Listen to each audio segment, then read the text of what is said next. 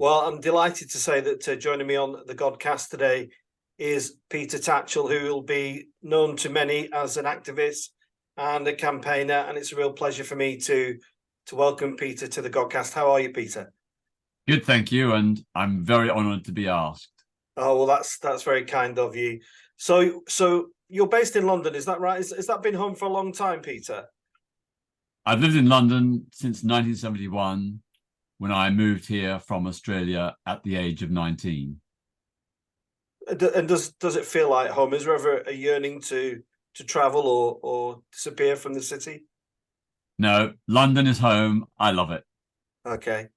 Oh, well, it's really lovely to get you onto the Godcast, and there's so many things I could talk to you about, Peter, and so many questions I could ask. But as it's a Godcast, and because the church has been in the news recently around the living in love and faith stuff, around blessing of same-sex relationships, it'd be wrong not to talk about that. But before we get there, what was life like for you as a young guy, Peter? What was your kind of first awareness of your own identity and even sexuality as a young bloke? Well, I was born in Melbourne, Australia in 1952.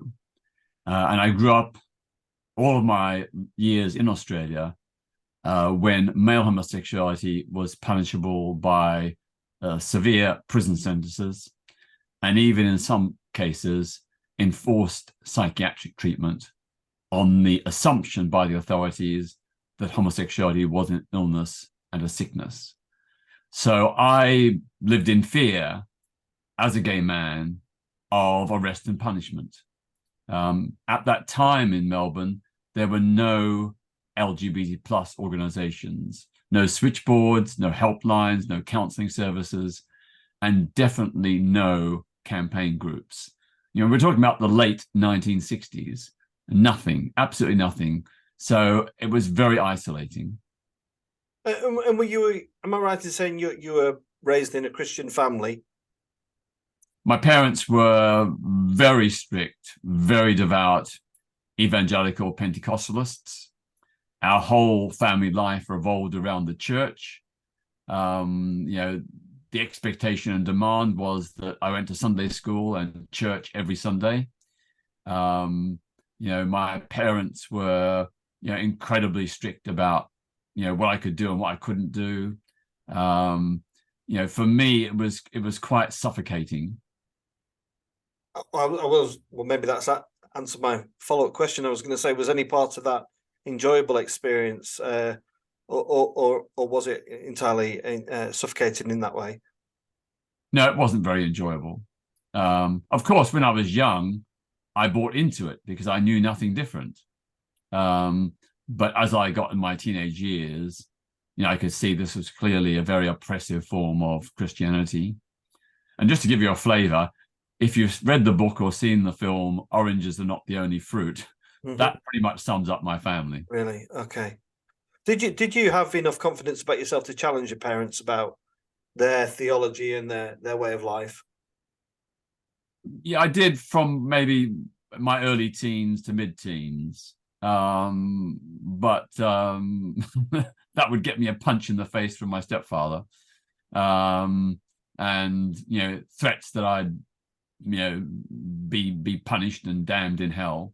Yeah. But for me, there are lots of things that turned me against religion. One of them, of course, was the fact that most of the churches in Australia supported the Vietnam War and Australia's involvement in that war. And they didn't support conscientious objectors and those who had opposition to the war. And I thought that was really shocking. Many of them supported the death penalty. They were complicit in the abuse of Indigenous Black Australians, the Aboriginal people. There were lots of very many negative things. But of course, I only learned this as I was growing up in my teenage years. Prior to that, I thought, the church was wonderful. And where are you now with the church, Peter? I mean, we all evolve and mature, don't we? And I had no interest in church till I was 40. But for yourself, where are you now with the relationship with first of all, maybe we can break that down a little bit, maybe organised religion, but also the Church of England as it's it's going through difficult times. Well, I gave up on religion by the age of 20 for the reasons I just described, and also because I developed towards a humanist outlook based on rational thought and science, and do not believe that an irrational, superstitious belief in a supreme being and all that doesn't make any sense, and there's no evidence for it. So I'm an atheist, a humanist, a secularist. But of course, I respect the right of people to hold religious beliefs, providing they don't discriminate against or harm others. And that has been the big historic problem. Organized religion has, throughout the centuries, been probably the single greatest oppressor of women and LGBT plus people. They've got a lot to answer for. Now, of course, I don't damn all religious people on that account. I remember at the time of the legislation of same-sex marriage in the UK, 55% of people of faith supported the right of couples to get married in civil ceremonies. 55%. And I know there are many great champions of LGBT plus rights in this country, around the world, and in history. One of my heroes was Martin Luther King, who led the Black Civil Rights Movement in the United States in the 1950s and 60s. Another is, of course, Archbishop Desmond Tutu, who was a pivotal figure in the struggle against apartheid in South Africa. Mm. And he, of course, went on to compare homophobia to racism and made a very strong, passionate defense of LGBT plus human rights, going against many of his co-religionists. Yeah, Tutu is an absolute hero of mine as well, Peter. I want to come back to the church stuff, just but kind of keep it in your earlier days, Peter. Tell us about what it was that made you going from being a regular guy living a normal life to become a campaigner and an activist. What was the kind of the pivots in your life and the things that were really making you itch where you were scratching regarding human rights? The single greatest influence was probably the Black Civil Rights Movement in America. I was far away in Australia, but it was on the nightly news bulletins almost every day. And I was truly inspired by the courage and justice of the cause of African Americans. I saw them as fighting a just battle, and it awakened my consciousness about injustices closer to home. So, for example, my mother suffered from life-threatening asthma. She nearly died 8 times during my childhood. A lot of our family income was spent on medical bills and medicine. And that made us very, very poor. We were poor to start with. My family was, very traditional working class, low income family, but we were absolutely impoverished by the lack of any equivalent to the National Health Service and having to find all this extra money for the basic medicines and medical care for my mother. I can remember coming home from school after playing sport and going to the fridge and cupboards, and there was nothing there. It was tough, very, very tough. And I thought to myself just how wrong it was that we should suffer so much simply because my mother was ill. So that was one factor on top of the Black Civil Rights Movement. But also, of course, I learned about Australia's involvement in the Vietnam War and the truth behind that war, which the public weren't being told, and how the United States blocked free and fair elections in the 1950s, was guilty of gross human rights abuses, the mass aerial bombardment of civilian areas, the torture and massacre of Vietnamese civilians, most notably, of course, at My Lai in, I think, 1969. Another big issue was the death penalty in the state of Victoria. In 1967, Ronald Ryan, an escaped convict who allegedly shot dead a prison warder during his jail escape, was due to be hanged. And at the age of 15, based on autopsy reports I read about in the local papers, I knew that there was serious doubt about whether he was guilty. The trajectory of the bullet would have had to do a U-turn in midair to have shot dead that warder. And that just made me very angry that a law and order right-wing government was prepared to hang a man just to get votes in an upcoming election. So all those factors, pushed me towards campaigning. And then, of course, when I was 17 and realized I was gay, again, that made it very, very personal and direct for me, given the very oppressive laws and widespread social homophobia that existed at that time. Back then, the police in Melbourne, not all police, but some police, they would go out gay bashing, as for sport. They'd go to gay meeting places and cruising areas and beat up gay people for fun, and they got away with it. I felt something had to be done. So in 1969, when I heard about the first gay liberation protest in New York, about 2 months after the Stonewall riots, I thought to myself, yes, that's what we need here in Melbourne. I asked some of my gay friends if they were willing, and they all looked at me in horror, saying, "What do you know? You're only 17. Go away. You'll get us all arrested." So all I could do was write letters to the press, challenging homophobic reporting and making the case for the decriminalization of homosexuality. But I've got to tell you, I did not dare sign my name, let alone give my address, because I feared a policeman's knock on the door. Yeah. And how difficult was it for you, Peter, living all that, kind of seeing that going on before you, and the fact you'd established that you were a gay man, and how was that in relation to your family with a very conservative upbringing that you had? Was that a difficult period for you? Were you, for want of a better word, were you booted out, or were you? Was there any suggestion of conversion in the family? And how did that affect your relationship with your parents? Well, I did not tell my parents for a few years because I feared they were so homophobic they would turn me and my partner over to the police. So I didn't dare tell them. But, for me, it was very important to live my life as best I could, true to myself. And I was very lucky to meet someone who I fell in love with and had a wonderful, supportive relationship with. But, every time, whenever we were going to have a sexual relationship, we would always make sure the door was locked, the windows were closed, the curtains were drawn, because people did snitch on gay people and get them arrested. So it was, a slightly apprehensive atmosphere in which to have a relationship.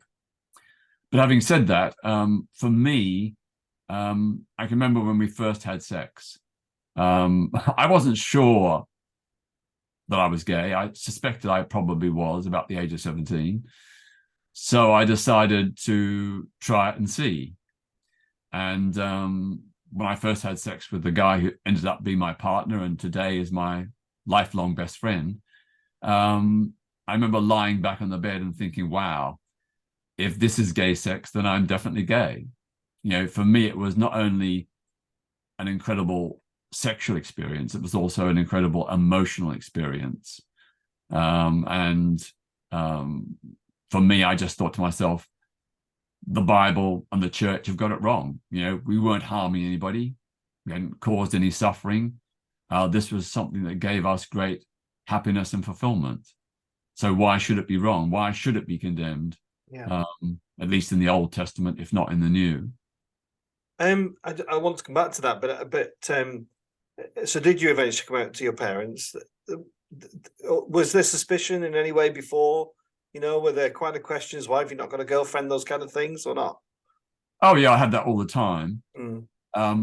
My approach was that for me, coming out should never be a revenge, should never be a sort of a punishment. It should be, a gentle, honest revelation. And I thought, given my parents' extreme views, they regarded homosexuality almost on a par with murder and rape.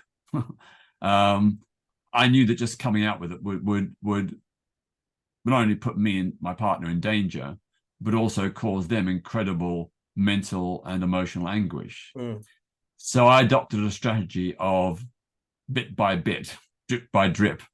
So I would drop hints by saying, for example, if there was some news report about a gay man being arrested, I would say, whether you agree with homosexuality or not, what he does in his own private life is none of our business. He shouldn't be arrested.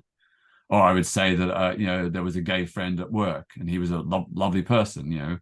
Why are people so hostile to gay people? Yeah. So after a period of about 3 years or 4 years, my parents gradually put 2 and 2 together and came up with 4. So it was actually my mother who asked me, are you homosexual? When she felt comfortable to say it. And of course, I confirmed that I was. There were some tears and there was some period of distress, but my mother always said, and my father, that was the kinder, gentler way to do it. That they over time began to adjust to the idea, that they had suspicions, and it prompted them to read a bit about homosexuality to improve their understanding, so that when they felt ready to ask, it wasn't such a shock. It was still a bit of a shock to have it confirmed, but it wasn't the trauma that it would have been if I'd blurted it out at the age of 17. It's fascinating listening to you, Peter. I just want to come back to what you'd said about sex, and I'm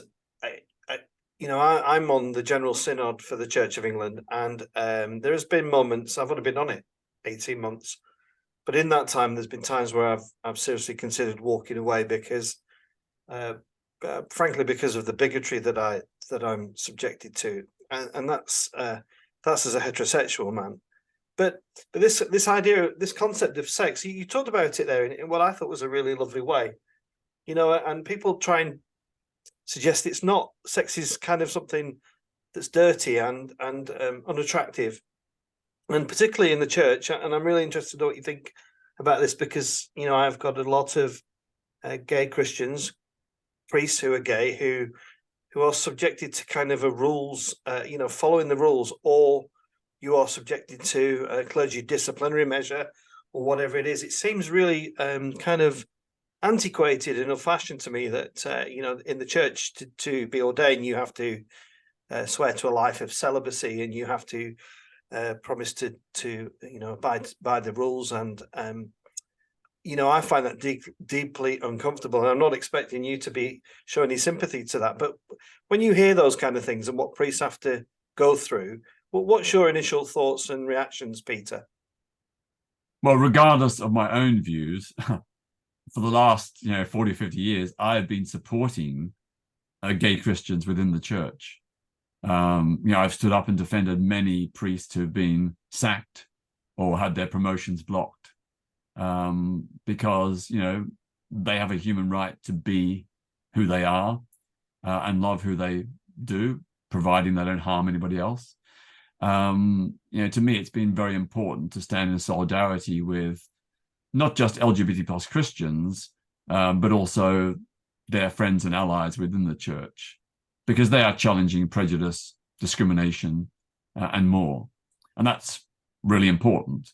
For me, it is unconscionable that the church is willing to bless pets and warships, but not loving same-sex couples. That's so outrageous. I can remember when I went into the pulpit of the Archbishop of Canterbury, George Carey, in 1998, in Canterbury Cathedral, my point was very simple. Discrimination is not a Christian value. And I think it's very sad that many in the church don't recognize that. Now, I've never said that the church should be forced by law to conduct same-sex marriages. What I have said is that individual priests and congregations should be allowed to perform same-sex marriages if they wish to. So it should be an option, not a compulsion. But of course, ultimately, I do wish that all branches and sections of the church would acknowledge that gay love or same-sex love is worthy of blessing and marriage.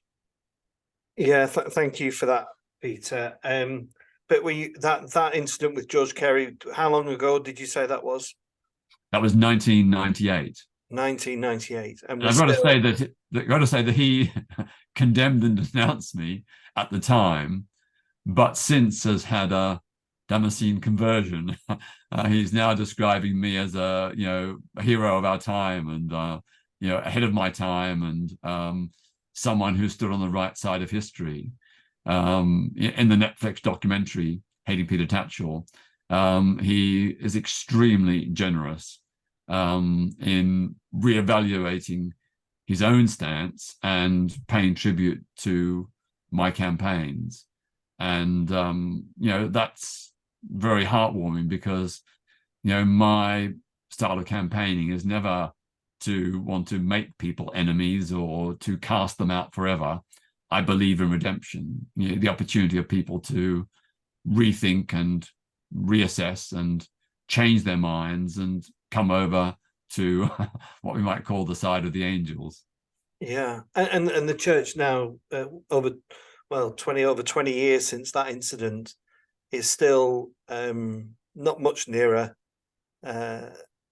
allowing gay weddings to take place in church, which is a huge sadness for me. We're kind of dabbling with a prayer of a blessing.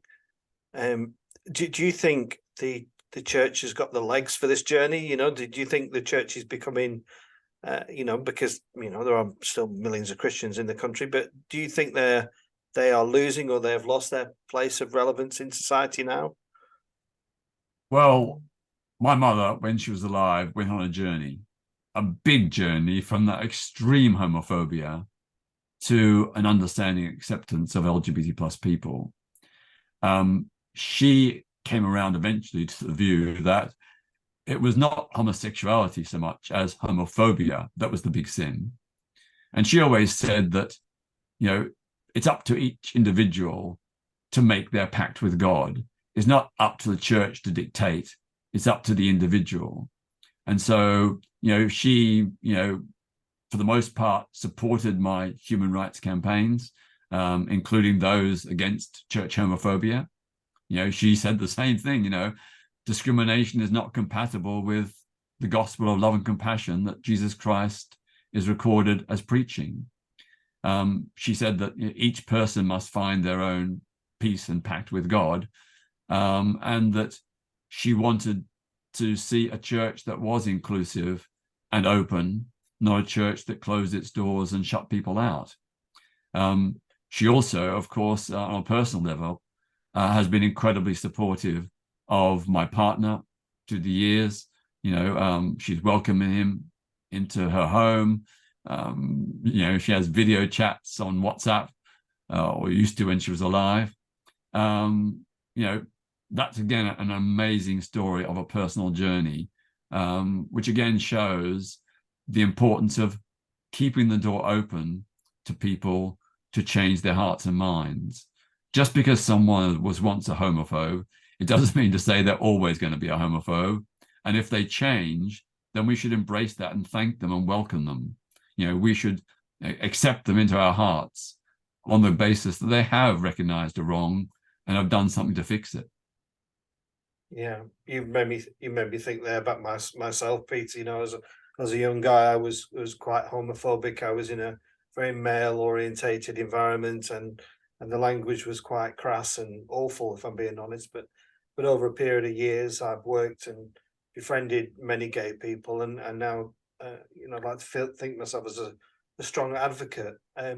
You talked about Christian values, Peter, and you mentioned also the Netflix documentary Hating Peter Tatchell, and I just watched a trailer before we began the interview, and there was some not very Christian values on the screen. You were being assaulted, and I actually shuddered with the force of the violence that was used against you. And there are some very vociferous opponents to the LGBT cause, not only in Christianity, but of course in Islam and Judaism. What kind of cost has your activism come to you, Peter? Just share some of the torrent of abuse that you've received over the years. Well, over the last 56 years that I've been campaigning for human rights, not just LGBT plus rights, but all human rights for everyone, I've been involved in more than 3,000 direct action protests. I've been arrested about 100 times, and I've had more than 300 violent assaults upon me personally. You know, fists, boots, bricks, sticks, bottles, you name it. Attempts to stab me, a bullet through the front door, more than 50 attacks upon my flat. It's been like living through a low-level civil war. You know, I've suffered from post-traumatic stress disorder for decades. I still live with night terrors, reliving in my dreams or nightmares some of the violent attacks upon me. So it's been very, very tough. And even today, you know, I live with, you know, death threats, hate mail, threats to kill me, rape me, castrate me. It's pretty gross stuff. But I've survived. I'm probably a bit damaged, but, you know, it isn't stopping me. And, you know, I want to carry on for another, you know, 20 plus years. I hopefully might retire in my late 90s. Health willing, I'll carry on till then. But yeah, it's been a very traumatic experience. But I always say nothing by comparison to what happens to human rights defenders in Saudi Arabia, Russia, Uganda, Iran, and dozens of other countries around the world. They lose their lives and liberty. You know, I'm still alive.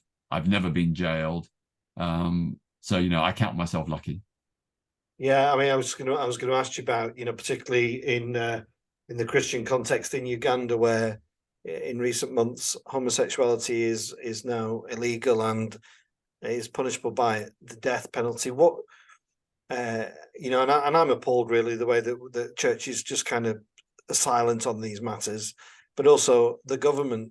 What's your own take on this? Do you think you know, the governments try and just pass it off with all these human rights abuses in places such as Saudi Arabia, where all the footballers are going at the moment, and the World Cup in Qatar? How do you kind of bring that all together, Peter? Well, I think we can say with pretty much certainty that most of the homophobia in the 66 countries that still criminalize same-sex relations is driven by organized religion, not necessarily by individual people of faith, some of who are very supportive of LGBT plus rights, but organized religion. So in Uganda, the main impetus is coming from the Church of Uganda, which is an affiliate of the Anglican Communion. There have been occasionally very brave Anglicans in Uganda who've spoken out, like Christopher Sanyonjo. But what happened to him was he was excommunicated from the church, even stripped of his pension, and he's now in his late 80s and living in poverty and destitution. We did not see the Archbishops of Canterbury speak out in his defense. We have not seen pressure on the Church of Uganda to reinstate his pension. And likewise, when it comes to that homophobia, we really need major Christian leaders like the Archbishop of Canterbury to go to Uganda and speak personally with the president and with the leader of the Anglican Church in Uganda, to speak to the media there, to give a clear voice of solidarity and support for the LGBT plus community, to show very, very clearly that the Christian church in this country is opposed to that discrimination and to this particularly odious Anti-Homosexuality Act, which includes the death penalty for certain same-sex acts. We need the church to go there. And we need, of course, particularly to have Black church leaders go there. So, you know, John Sentamu, you know, when he was Archbishop of York, washed his hands of the tyranny against LGBT plus people in Uganda. But as someone from Uganda and someone so senior in the church, if he had any conscience, he would have gone to Uganda and spoke out against the intense persecution of LGBT plus people. Even before the Anti-Homosexuality Act, the maximum penalty for homosexuality in Uganda was life imprisonment. Life imprisonment. people are being jailed, and those that are not jailed are subjected to mob violence. I have friends in Uganda who've been murdered by homophobic mobs, and the perpetrators have mostly got away with it. Church leaders in Uganda and in Britain have not spoken out against that mob violence. We need to hear those voices. It's very powerful, Peter. You know, it is, because this is you're talking about the church that I'm part of, and it does make me ashamed when I hear you talk about that. It's very moving to hear that, you know, and I wonder what I can do as a vicar of a parish. But I suppose if we can all do something together, can't we? Where all of us are more powerful than just one of us, and maybe you could offer something, because a lot of priests and Christians will watch this. What would you say to Christians in this country about that matter specifically, Peter? What can we do? Well, you can write to the Ugandan High Commissioner in London to express your concern and to urge a rethink. You can write to a member of Parliament and ask them to seek the Foreign Secretary and the Commonwealth Secretary General, Patricia Scotland, to write to the Ugandan president. You can also amplify Ugandan LGBT plus voices on social media, or donate to LGBT plus organizations in Uganda, like Sexual Minorities Uganda. These are all simple things, easy things that can be done. And of course, in many of your communities, there will be LGBT plus Ugandan people who have fled persecution and need support. And as you know, they're not allowed to work by government diktat. They're forced to live on pitiful government handouts of about £40 a week for all their food, travel, clothes, mobile phone, etc. It's impossible. They're living in extreme destitution, as indeed are all refugees awaiting the passage of their application for asylum. I mean, it's absolutely unconscionable that the government will not allow refugees to work when they want to work, and many of them have the skills we need and could be boosting our economy. And instead of receiving benefits from the state, they could be earning their own keep, paying for their own accommodation, and paying tax and national insurance. The policy is completely mad and totally immoral. Wow. Peter, this interview is absolutely flown by, but I do just want to touch on a matter away from LGBT issues and the church, and that is one that's close to my heart, is the issue of poverty in the UK, and you know, I mean, you can see your poster there. 10% wealth tax on 171 UK billionaires raises £60 billion. Do you think it matters which government we have in anymore, whether it's Labour or Conservative? Do you think that poverty is something that we now it's just become normalised in this country? It certainly feels like that for me here in Burnley. There's no doubt that the idea there isn't enough money to pay the nurses and junior doctors, the teachers, etc., to fund the National Health Service and social care properly. The idea that there isn't enough money is absolute bunkum. You know, there is the money.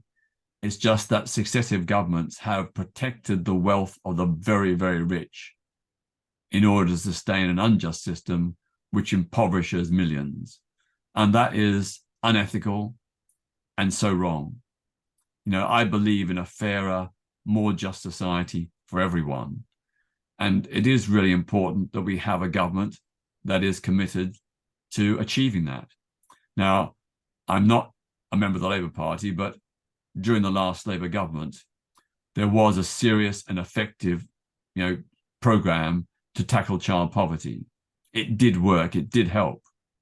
Under Keir Starmer today, I'm very worried. You know, he's rowed back on lots of commitments, including commitments to tackle poverty, and that is a cause for great concern.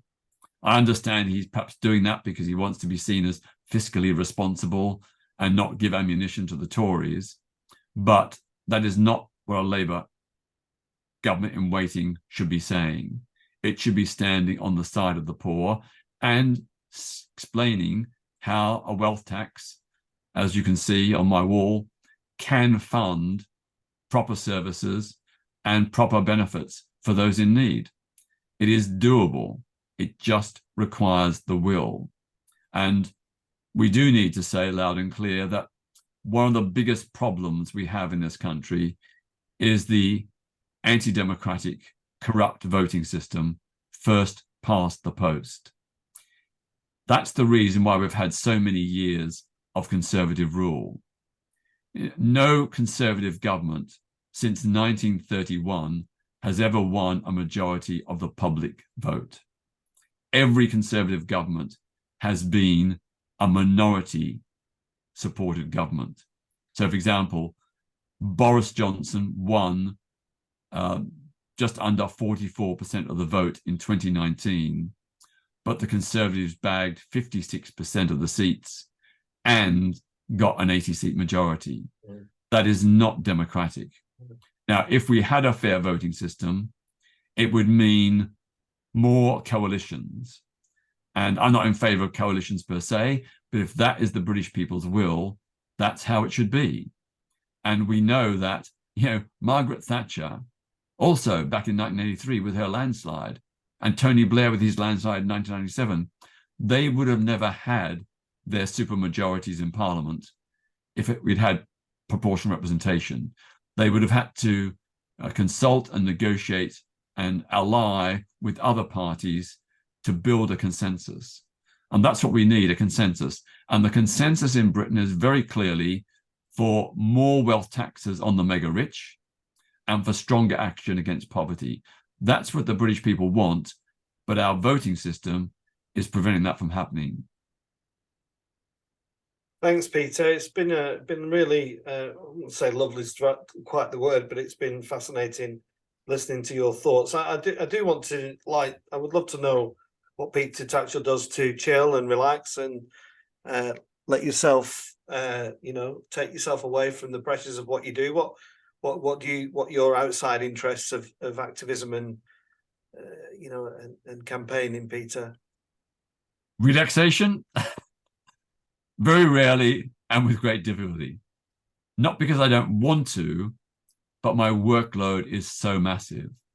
I get sometimes nearly 2,000 messages and requests every day. 2,000. I'm working 12, 14, 16-hour days, 7 days a week. I'd love to have a break, but there's so many important issues and campaigns to do. And, I can't say I'm too busy when, someone in Afghanistan under threat from the Taliban appeals for my help. I want to be able to tell them loud and clear, I'm on their side, to give them moral support and practical advice on what to do to escape the situation where they're at risk. So for me, that's really, really important. Simply, I don't have enough funds to employ the staff I need to give me a bit more, a bit better work-life balance. But I would love it. I would love it in the long run. Oh, well, you must try. I mean, pastorally caring for you, Peter, you must try and find a little bit of time for rest and relaxation. But occasionally, actually probably once a week, I do allocate about an hour or so, and I listen to my favorite trance dance music. For me, I don't know, it must be something to do with the way my brain is wired, but I find that incredibly relaxing and invigorating to lose myself in the music and just to go to a completely different mental plane. Yeah, that's one really good relaxation. Also, sometimes I take a bicycle around through local parks or along the River Thames. That's also very relaxing, but I don't get to do it nearly enough. Well, I'm sorry to hear that, but I totally concur with you. Music is a great escape. It's a place I journey to frequently to just get me away from it. Peter, it's been lovely meeting you and listening to what you've got to say. There's food for thought for lots of people there. Just finally tell us about the documentary that you mentioned before, on Netflix. I've watched the trailer. I think we're going to watch it in the family tonight. Just tell us a little bit about it. Yeah, the Netflix documentary is called Hating Peter Tatchell. A very controversial title. Grabbed your attention. It wasn't made by me. It was made by an independent filmmaker. He had total editorial control. But I did collaborate with him, and he shadowed me when I went to Moscow in 2018 to stage a protest on the opening day of the World Cup by Red Square. I collaborated with the director because I wanted to show that social change is possible and to give people tips on how they might achieve it. So for me, the purpose or the aim of this film is to inspire people to become change makers themselves. So yeah, do go and watch it, and hopefully it will give you some tips and ideas about how you can make change in your life, your community, and those around you. We can all be change makers. We are thankfully living in a better society than our forebears many generations, but that is only because they were change makers. So we owe it to the next generation to also be change makers, to give the generations to come a better world than we inherited. Well, on that note, thank you, Peter. It's like I say, it's been a real pleasure. To everybody who's watching, this is the Godcast. I'm Father Alex. I'm the vicar at St Matthew's in Burnley. I'm also the host of the Godcast and the author of my new book, Our Daily Bread, Argos to the Altar, which is out now. Peter, thank you so much. I really genuinely appreciate your time and wish you all the very best and in your future campaigns. And thank you for what you're doing for so many people on the fringes of our society. Thank you. Oh, can I just say one last thing? If anybody is interested in the work I do, please go to my foundation website, petertatchellfoundation.org. In the top right-hand corner, there's a little button which says Join Us.